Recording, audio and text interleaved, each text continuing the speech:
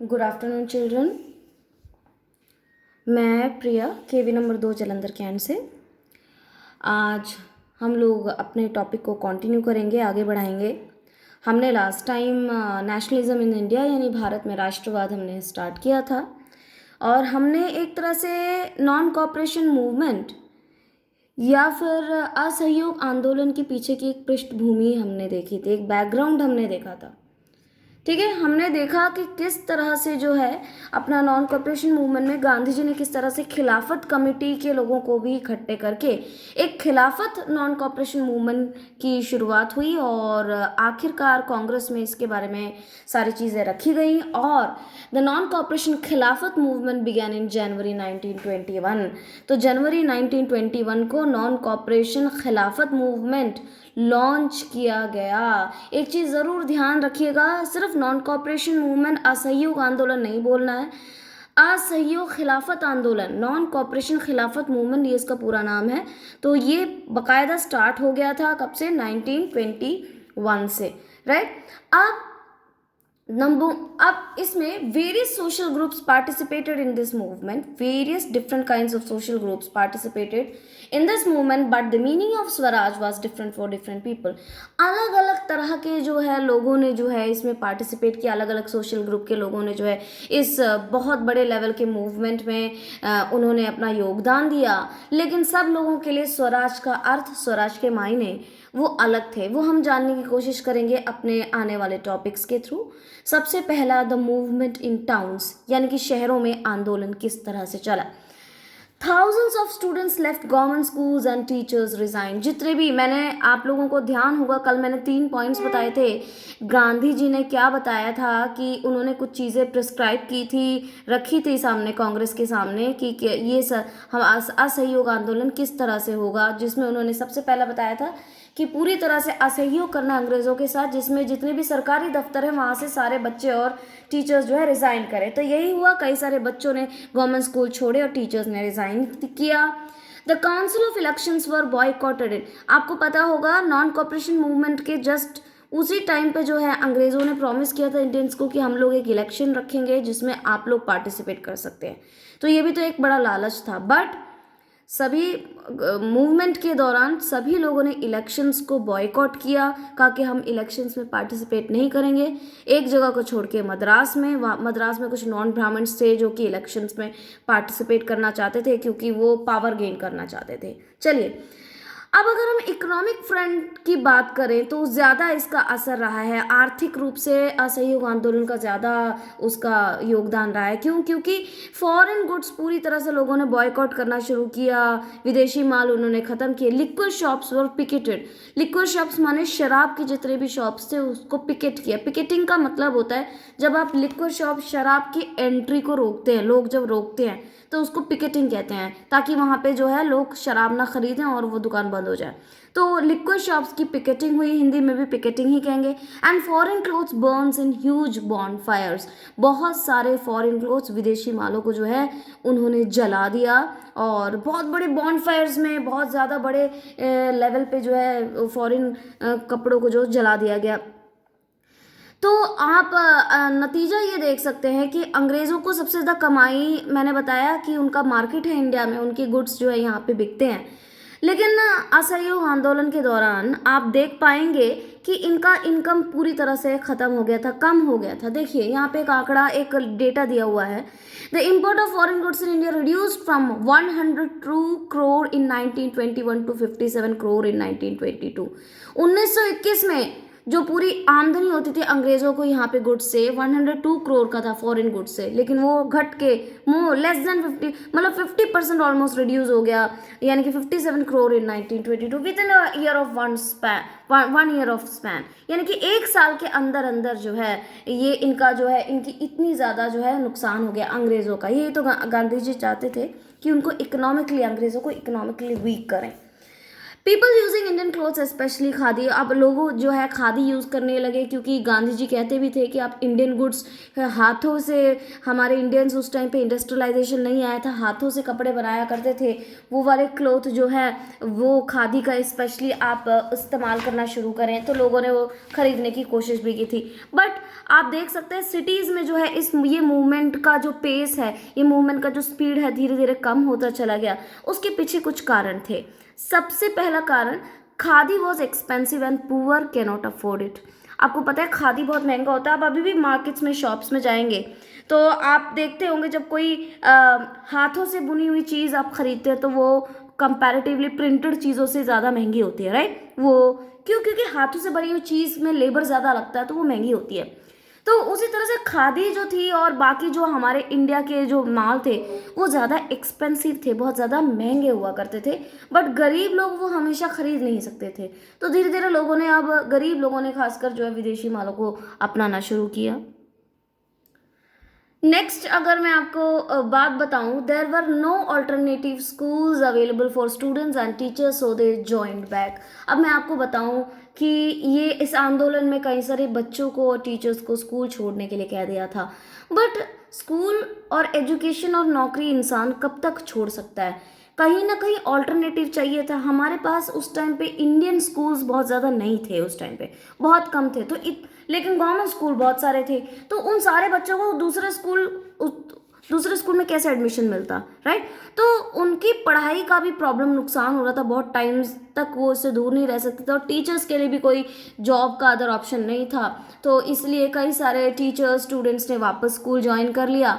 Lawyers और दूसरे government servants ने भी जो है दूसरे जगह जॉब के ना होने की वजह से जो है उनको दूसरा कोई ऑप्शन ना मिलने की वजह से वापस उसमें उन्होंने जो है पार्टिसिपेट कर लिया, जाके ज्वाइन कर लिया, राइट। अब हमारा नेक्स्ट टॉपिक है rebellion in the country side, यानी ग्रामीण इलाकों में विद्रोह। अब वो तो शहर की बात थी, अब गांव में कैसा रहा? अच्छा, गांव में असहयोग आंदोलन एक गांव में, यूपी के गांव में बहुत ज़्यादा ज़ोरों ज़ोरों से चला, और that is Awadh, right. In Awadh, the peasants under the leadership of Baba Ramchandra as sannyasi led the movement against Talukdar and जमींदार। अब ज़रा सुनिएगा, वहाँ पे जो अवध थे, अवध में जो किसान थे, उन्होंने बाबा रामचंद्र उनके लीडर थे, उसके अगेंस्ट में, वहाँ पे किसके अगेंस्ट में उनका आंदोलन था? तालुकदार, जो अमीर किसान होते हैं और जो भूस्वामी होते हैं, बड़े बड़े लैंडलॉर्ड्स होते हैं, उनको तालुकदार कहते हैं। और इन ज़मींदारों के खिलाफ उनका मूवमेंट था, क्योंकि उनको अंग्रेज़ों के बारे में ज़्यादा कुछ नहीं पता था। उनका शोषण, उनका एक्सप्लॉयटेशन गाँव में कौन कर रहा? अंग्रेज़ नहीं कर रहा होता, तालुकदार और ज़मींदार कर रहा होता। क्यों? क्योंकि अल्टीमेटली इन तालुकदार और ज़मींदारों से ही अंग्रेज़ जो है कर इनसे लेते थे। ये तो, लेकिन वहाँ के जो पेजेंट्स थे उनके लिए तो यही थे जो उनका एक्सप्लॉयटेशन कर रहे थे, उनका गुस्सा इनके प्रति ज़्यादा था, तो इसलिए उन्होंने क्या किया, इनके अगेंस्ट में जो है मूवमेंट उन्होंने शुरू कर दिया। दीज पेजेंट्स डिमांडेड, इनकी डिमांड क्या थी? वो कह रहे थे कि इनका रेवेन्यू जो टैक्स लिया जाता था इतने ज़्यादा, वो कम किया जाए। बेगार पता है, उस टाइम पे कई सारे किसानों को ज़मींदारों की ज़मीन पे फालतू में काम करवाते थे, लेकिन उनको बदले में कुछ नहीं दिया जाता था। कोई पब्लिक एक्टिविटी या फिर कोई सड़क या कोई पब्लिक एक्टिविटी होती थी, इनसे काम कराते थे, बट इनको कोई पैसे नहीं दिया जाता। तो अबॉलिशन ऑफ बेगार को ख़त्म किया जाए, और जितने भी ऑप्रेसिव, यानी कि जो किसानों पे अत्याचार करते हैं, ऐसे जो जितने भी भूस्वामी थे, जितने भी लैंडलॉर्ड्स थे, उनको पूरी तरह से गाँव से निकाल दिया जाए, उनको पूरी तरह से बहिष्कार, उनको बॉयकॉट कर दिया जाए।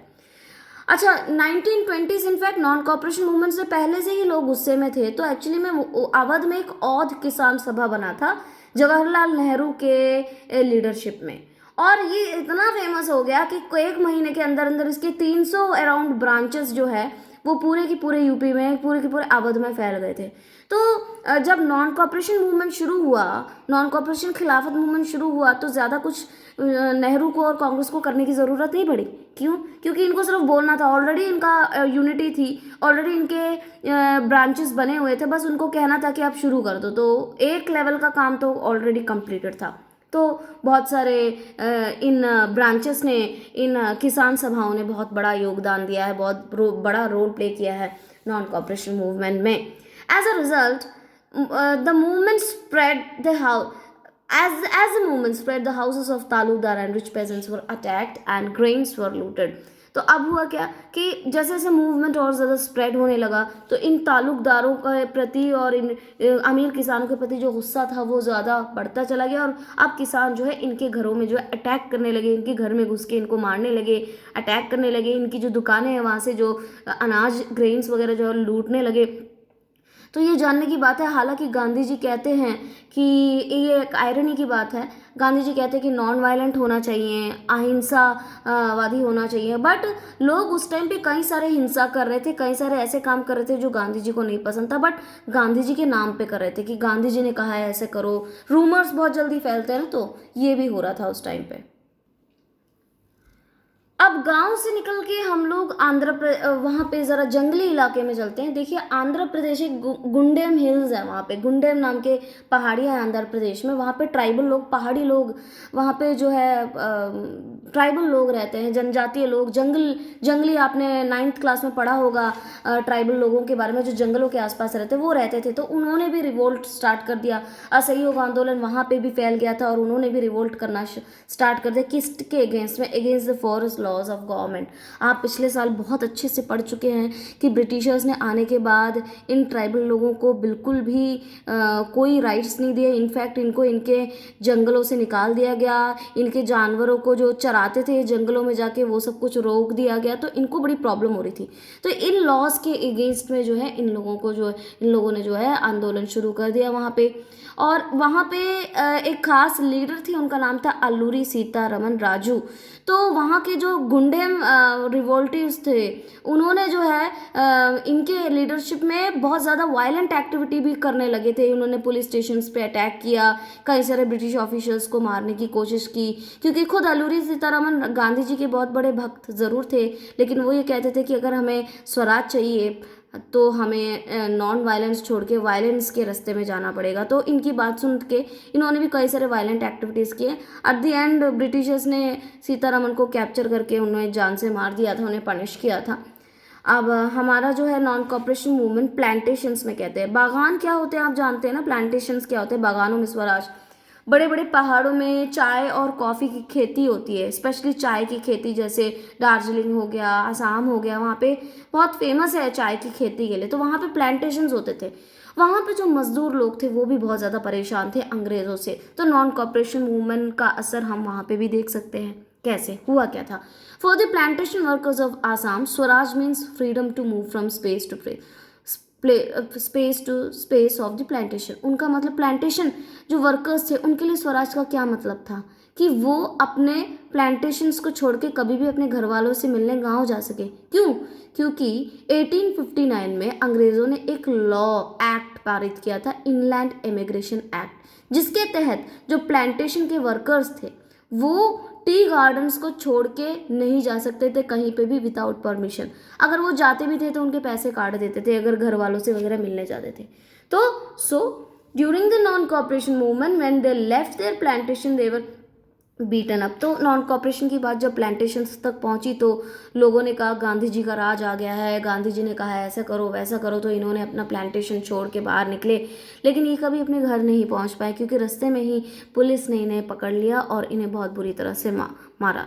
तो आप देख सकते हैं कि किस तरह से जो है नॉन कॉपरेशन मूवमेंट हर जगह धीरे धीरे कहीं ना कहीं वो कम पड़ता जा रहा है, उसका पेस स्लो होता जा रहा है और धीरे धीरे वो वायलेंट होता जा रहा है। तो नतीजा क्या होगा कि गांधी जी जो है जब बहुत ज़्यादा वायलेंट हो जाएगा तो उन्होंने जो है पूरा का पूरा जो है ये छोड़ देते हैं, ये नॉन कॉपरेशन मूवमेंट वापस ले लेते हैं। जब चौरी चौरा, खासकर चौरी चौरा यूपी में एक जगह, चौरी चौरा ईस्टर्न यूपी में, वहाँ पे पुलिस थाने में जो है वहाँ के लोग गुस्से में आग लगा देते हैं और कई सारे पुलिसकर्मी मारे जाते हैं उसमें। तो उसके बाद जो है गांधी जी अपना ये नॉन कॉपरेशन मूवमेंट वापस ले लेते हैं और यहीं पे नॉन कॉपरेशन मूवमेंट ख़त्म हो जाता है।